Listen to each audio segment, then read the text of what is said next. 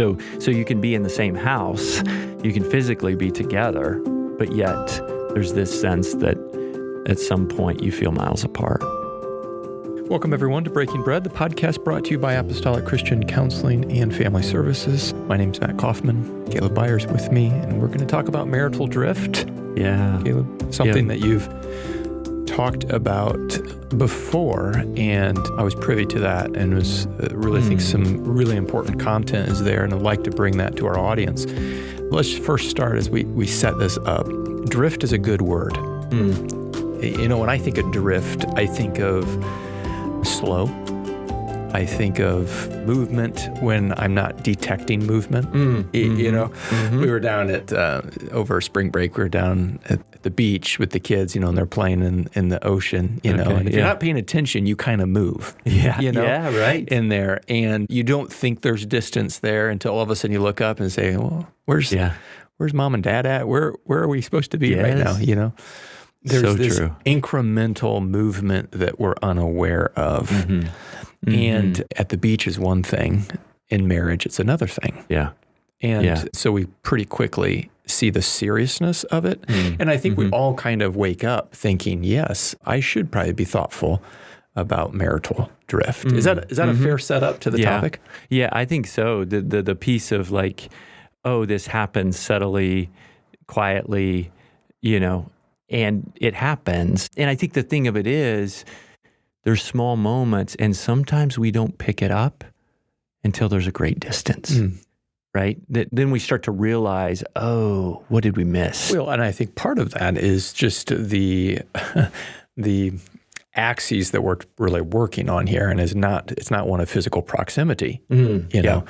And so you can kind of be blind to all that is in motion because, well, we're in proximity, we're close. Which is the case for many marriages.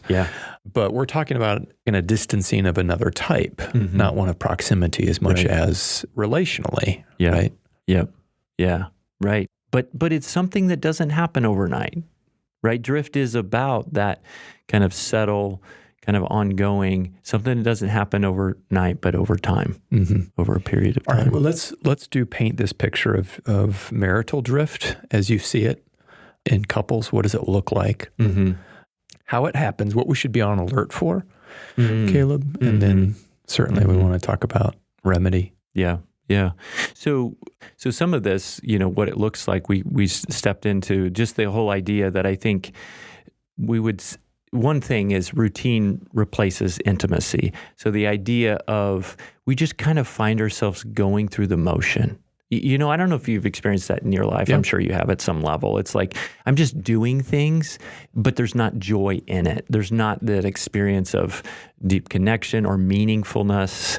And I would say drift is like that in the sense of we're kind of going through the motions, but there's not spark. There's not this sense of kind of joy. And we would say, obviously, there are days that are like this, but this is kind of an ongoing. So would intimacy be something on the radar that would give a pretty big indicator? Right. The felt sense of, you know, how close we feel to each other, but also the felt sense of how much, you know, my spouse knows of my inner world, my experiences, what's going on in life. And so we're like doing things, getting things done, but without the sense of kind of... Do marriages atrophy in that? Like, yep, I know who she is. Yep, I know who he is. We've got him figured out, got her figured out. Is there a sense that we let off the gas on that? Yes, I do think we let off the gas over time. I don't think it's intentionally. I think... Do you think about generally speaking, as a couple becomes engaged in their early years in relationship, there's a lot of newness. There's a lot of discovery. There's a lot of generally excitement, joy, you know, and you're just growing, you know, as far as what you're learning, engaging in, discovering. But over time, there are other responsibilities and things that come into life.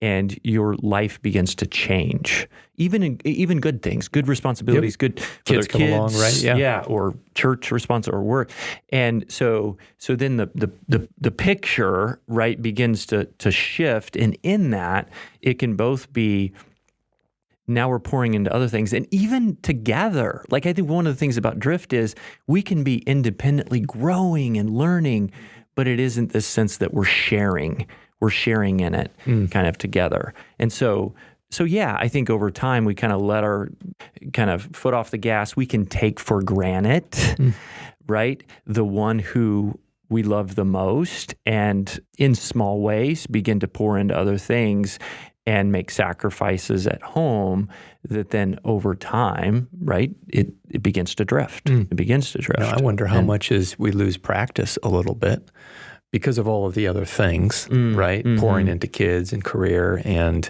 ministry perhaps, or other passions and those types of things.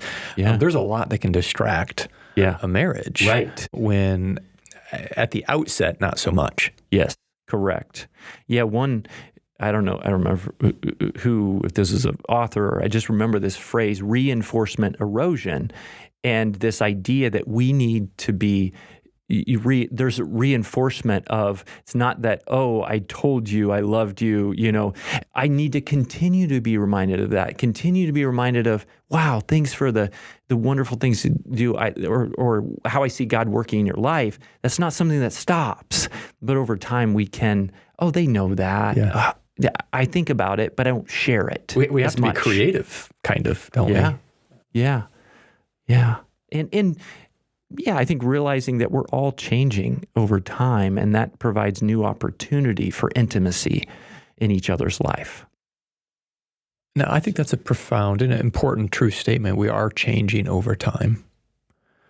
Let's linger on that point a little bit, Kaleb, as you kind of hear the unfortunate narrative of marriages that break apart. And I'm thinking even in the wider culture. Okay. A lot of times what is said is, we grew apart. We both took forks in the road, and we're not good for one, we're not the best for one another anymore. And you get a sense of this kind of like individual growth that has now grown us apart.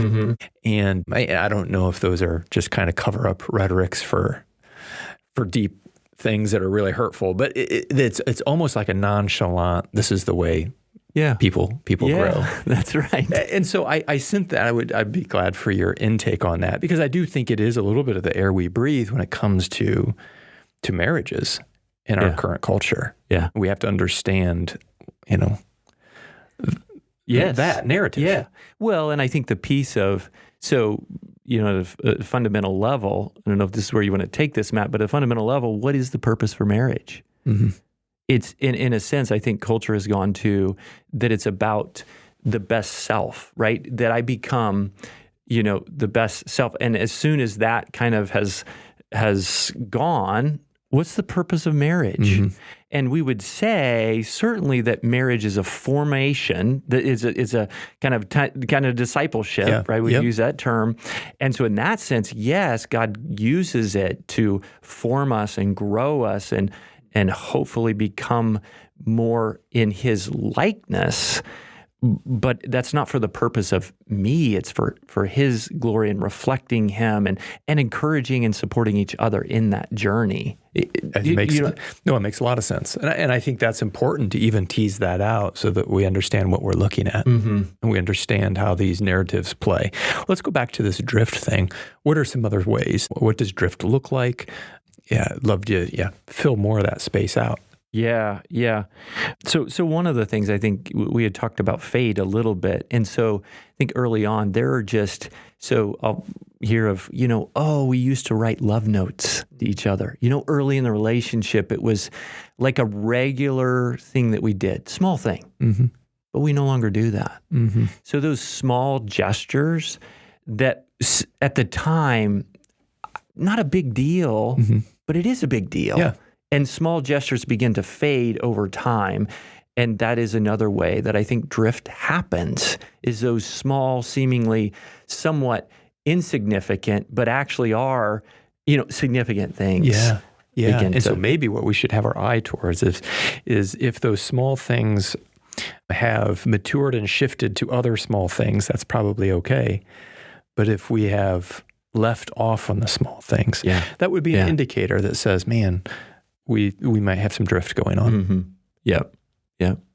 I think one of the things is, and I'm sure many have heard this, is that we find our conversation shifting from, how are you doing, to how are we going to get, Jimmy to practice, or how are we going to get, Anne, or, kind of more logistical conversations that begins to bleed in and take up.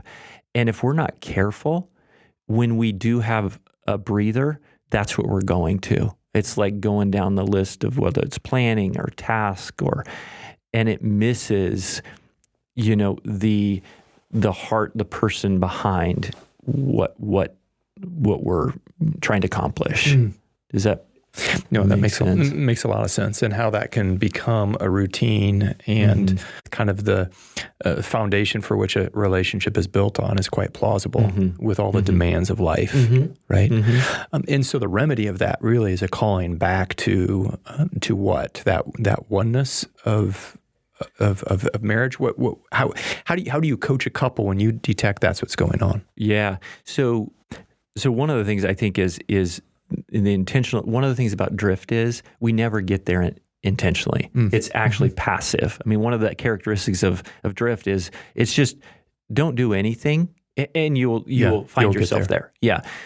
And so one of the ways I think is intentional time where we are sharing and opening up and communicating about our feelings, our needs, what's happening inside of us, our fears, our aspirations, our hopes, how God is working, those things that aren't about putting on a calendar, logistics, schedule, or even things that have to do with whether it's, church or work, or all those things are good, but how are you doing? Does that make sense? But intentional time where we're actually saying, you know what, I know we need to talk about vacation and plans for vacation, but actually tonight, can we do this? Yeah. Well, I think that's a powerful statement and awareness that drift is passive. So it is somewhat of the result of not doing some of these things. I'm curious what other matters then would you say this is how you fight against passive? Yeah. So I think the one of the ways that actually fighting against it is acknowledging that it's happening.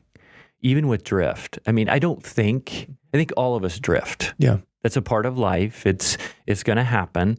And I think part of it is just acknowledging beginning to recognize, we're talking about the signs, but also recognize that it does happen. I remember I think you've seen this video of, couples. The speaker has couples kind of come together in the middle, and then he just asks questions like, now I want you to, and they're back to back. Okay. And he asks some questions like, okay, for every time that you didn't go to bed together at the same time this past week, take 2 steps.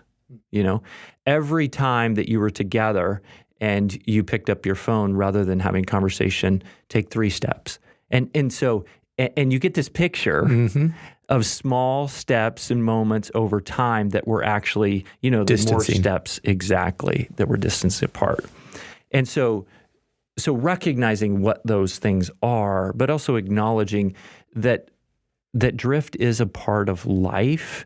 And I think part of the remedy is just together acknowledging that it's happening. And I think part of the advantage of a conversation like this, Kaleb, is it does give words to it. Because sometimes I think bringing and broaching the topic, right, can be a challenging thing. How do we have this conversation, right? Yep. But to use drift, for example, I think can be really, really helpful. As a shared language, Are we drifting apart? Yeah. Right? Is there distance where there once wasn't? Where did that come from? How can we recover this, right? And do we want to, which is a scary question, right, that some probably ask at some point. Yeah, for sure. Being able to verbalize, yes, I'm not sure where to take that, Matt. I'm just thinking through, like, I was going to say, yeah, I think for spouses to express their desire, hey, I miss you, I would like to grow closer, rather than, I don't know where you wanted to take that. Well, I was just thinking through the scenarios, because I would imagine when drift goes for long enough, yeah, you have other ideas. You have other, Yeah. I don't know, perhaps The distance seems overwhelming. overwhelming. And how do we get it back? Absolutely. Yeah. Yeah. Or maybe in the drift, we've made some bad choices that are going to be difficult now. Mm-hmm. Yeah. Yeah, as a result of maybe even dealing with some of that kind of disconnection. Yeah, it's interesting. I think one of the things in this kind of whole vein of drift is certainly there are couples that are dealing with relationship struggles that are a result of kind of a crisis. Okay, that happens. Yeah. The affair, or but rarely, but oftentimes, right, is that it is the slow fade over time. There was a drift that happened. Yes, exactly. It's interesting based on John Gottman, his research. One of the things that he talks about is that two things prime couples for an affair: lack of intimate sharing and making negative comparisons. So comparing my spouse negatively, right, to others. Mm-hmm. And those don't seem like big things. Yeah. But again, that doesn't mean because we're not doing them, we're going to have an affair. It just opens the gateway for drift to happen.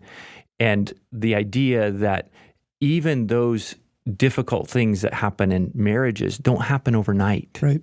It's over small, subtle, passive kind of I think that's part of the real help in a statement like that simply says lack of sharing and intimacy, and negative comparisons, which both of these things can creep in very, very easily. And to have an awareness that says, oh, these are warning signs, right? Mm-hmm. This left unchecked with passivity is going to result in drift. Mm-hmm. Mm-hmm. I think that alone is valuable to know. Mm-hmm. Mm-hmm. Sure. Yeah. Yeah. Anyway, we've already started. I think, Kaleb, you've already provided some remedy and some healthy course correction for marriages and drift. But what buckets would you give us in terms of think about these things if you want to keep your marriage from drifting? Mm-hmm. Yeah. So I don't know about you, but sometimes I'm looking for just this one thing that if I could just do this, sort of thing, it would change. It'll fix it. Yeah, exactly. And I think these remedies are not like that. Actually, it's in the vein of small but often is the whole idea. Well, it actually has to be equal and opposite to drift. And if drift is slow, this is slow. Yes. If drift is subtle, this will be subtle. Yeah. Engage it in a similar way. If drift works on passivity, this works on intentionality, right? Yeah. So there is some we can kind of predict a little bit about what these things are going to feel like. And it's not a pill to take. Yeah. Yeah. So it can be like small things. This seems small, but it is a way to fight against drift. And that is consistently showing up, consistently following through on what you say you're going to do or when you're going to, be home. Or so Ange and I just had a conversation. I have a meeting tonight and it's from 7 to 9. And, usually it goes over and we're talking about, okay, when are you going to be done? Mm-hmm. Right. And if I tell her, I'll be home at 9:15 and consistently I'm late, what does that communicate over time to her? So those sort of things is if I say that time, that I commit to being there, even when it says, hey, you know what, I need to leave. Yeah. I need to go. And so I think it's that consistency over time that challenges drift. Yeah. And maybe even with that example, you're not only honoring her, so that would make sense, but there's also a trust. Is there a trust aspect to that? Mm-hmm. Right. Yes. And so speak maybe to trust and where that finds itself here in the marital drift story. So trust is kind of the foundation for, I would say, that sense of, one, building intimacy, right? And even friendship are built out of this sense of, hey, you have my back, we're in this together. And when you're going about life, you have me in mind. It's not just you, because we think about moving from a place of kind of being single to married. Now it's us. Does that make sense? So when I make decisions, even when it's related to my own life, I am thinking about and being intentional about how does this impact Ange? It's no longer just me. Does that make sense? Yeah. And so I think part of building trust is kind of making decisions with that in mind. And I realize I veered from what your question was, which is,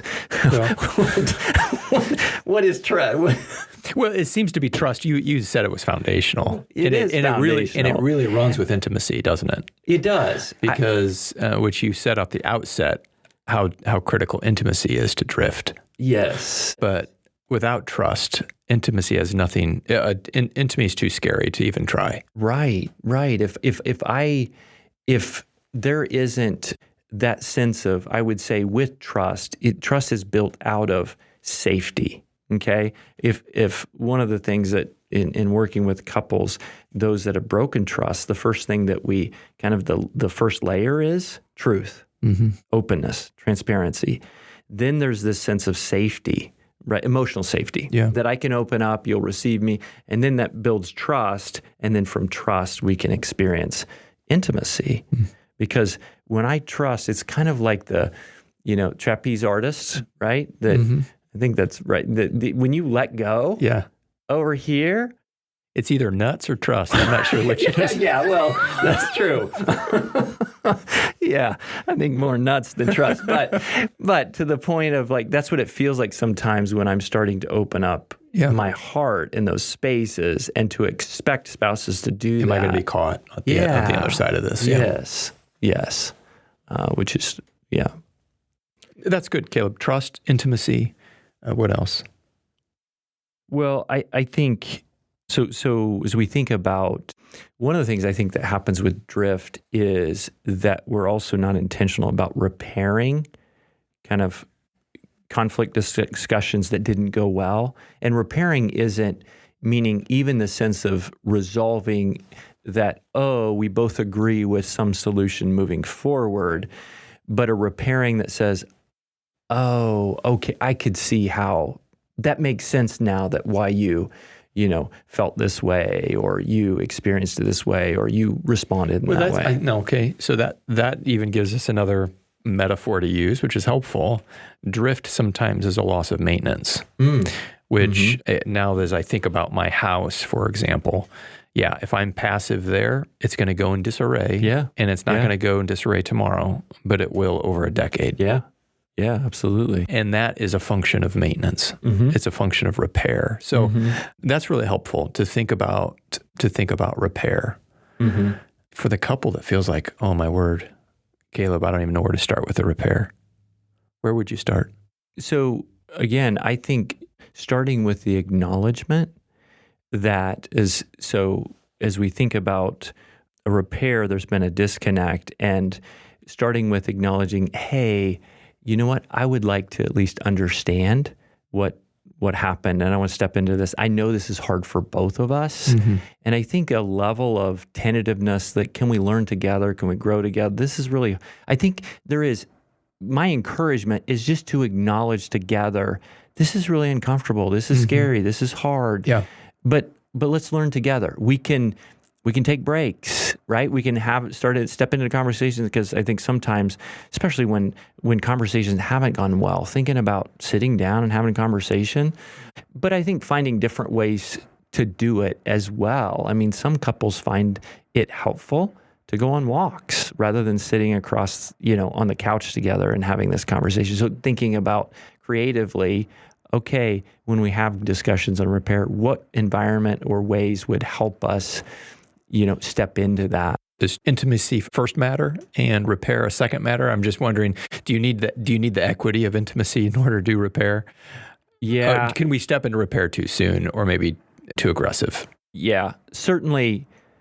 Yes, I would say my initial thought, Matt, would be it's a both and. Okay. And it depends on what we're repairing, right? Is this a repair that has been it's a conflict conversation, and generally overall our relationship there is a level of friendship, there is a level of kind of connection that feels a lot different than a repair where there's been a significant breach in trust or injury in the relationship. Yeah, that in itself isn't just I would say an easy repair. Yeah. So we're on a spectrum here of lots of different possibilities. Yeah. Yeah.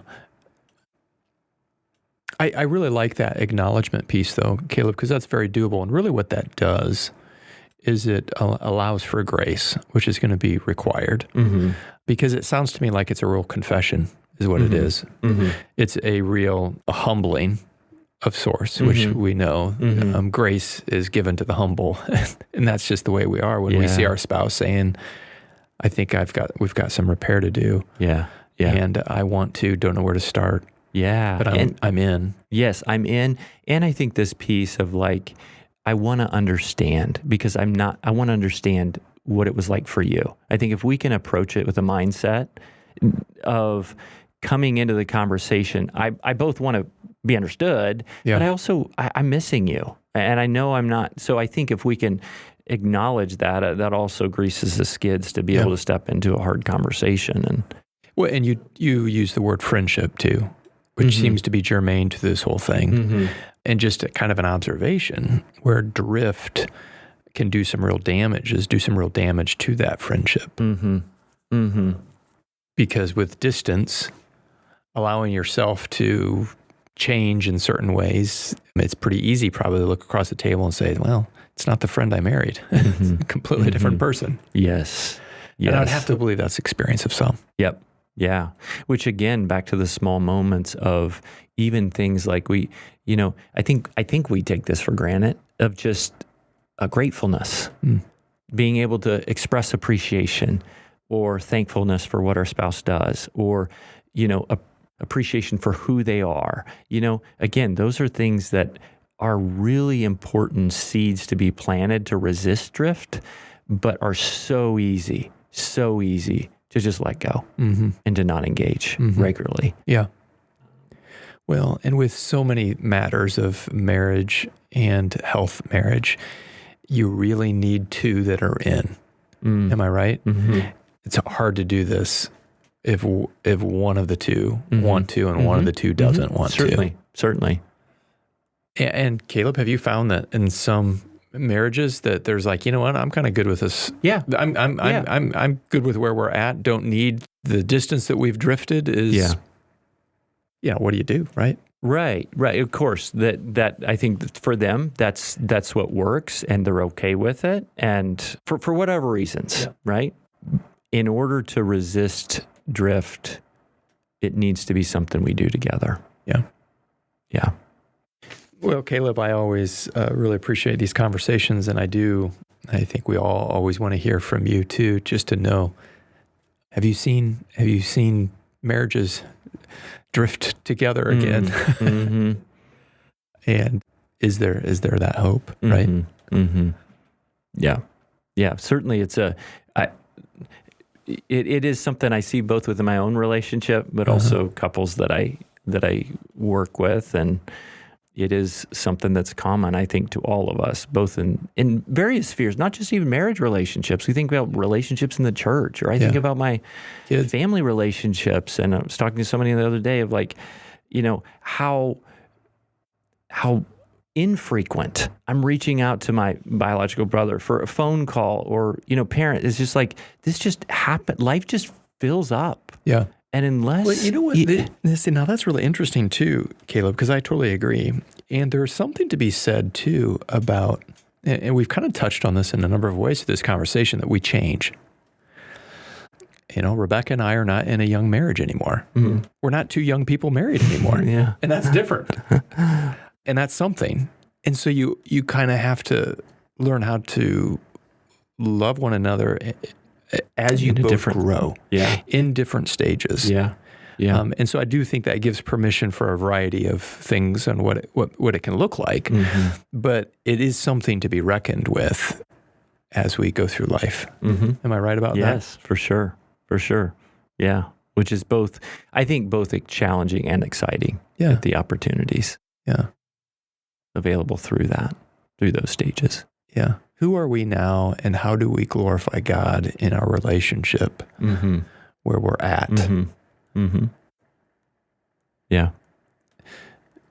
But becoming closer is going to be part of that answer, I think. And I think that's the encouragement we've heard here today. So appreciate that. Thanks so much for your ongoing work in the lives of many marriages, and also sharing that with us and our listeners. Good to be with you, Matt. Yeah. God bless each one of you.